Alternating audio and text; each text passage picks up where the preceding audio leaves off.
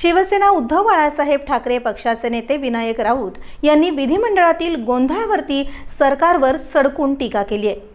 त्यांनी सांगितलं की अशा घटनेनंतर दिलगिरी व्यक्त करणं ही लोकशाहीची थट्टा आहे। काँग्रेसच्या विरोधी पक्षनेते पदाच्या मागणीवरती त्यांनी उपहासात्मक टिप्पणी देखील केली आहे। खरं म्हणजे कालचा दिवस महाराष्ट्राच्या लोकशाहीकरता काळा दिवस म्हटला पाहिजे।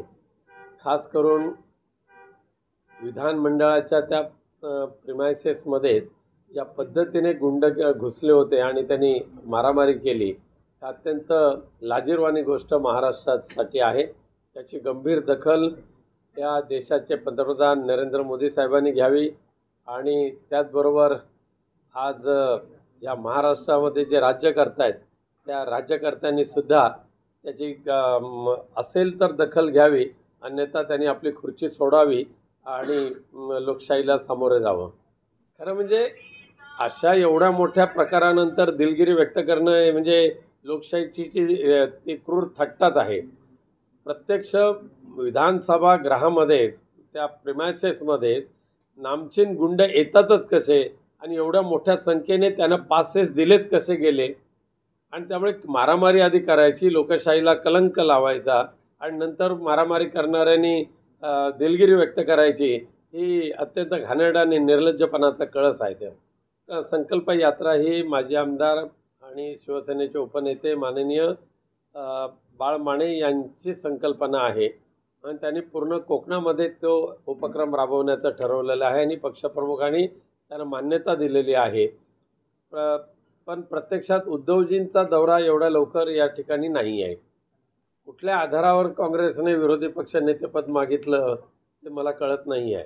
आज महाराष्ट्राच्या विधानसभेमध्ये विरोधी पक्षाचे जे आमदार आहेत त्यामध्ये शिवसेना उद्धव बाळासाहेब ठाकरे पक्षाचे सर्वात जास्त आमदार आहेत। ज्या पक्षाचे जास्त आमदार त्यांना तो अधिकार प्राप्त होतो। काँग्रेसने जर दावा केला असेल तर तो हास्यास्पद आहे असं म्हटलं पाहिजे।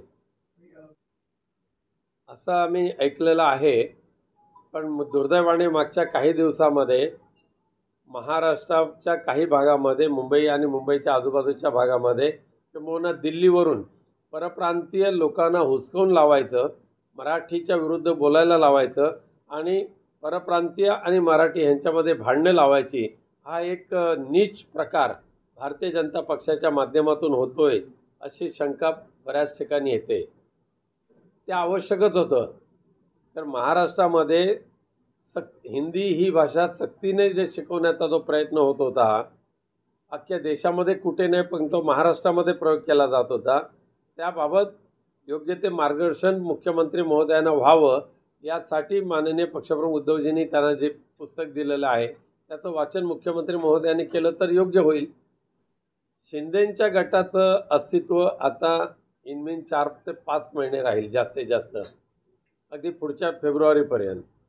त्यानंतर मुख्यमंत्री देवेंद्र फडणवीस यांनी शिंदेंचे आमदार जे माकडचाळे करतात त्याच्यावर आता खूप गांभीर्याने घेतलेलं आहे।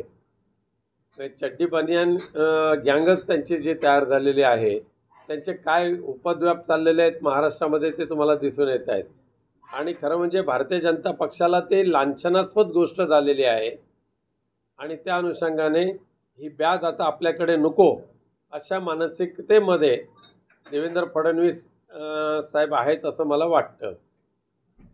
नाही, आम्हाला शिवसेना पक्षप्रमुख माननीय उद्धवजी ठाकरे साहेबांनी स्पष्ट केलेलं आहे, महाराष्ट्रामध्ये आणि महाराष्ट्राच्या मराठीच्या हितासाठी आम्ही दोघे एकत्र राहू असं स्पष्ट सांगितलेलं आहे।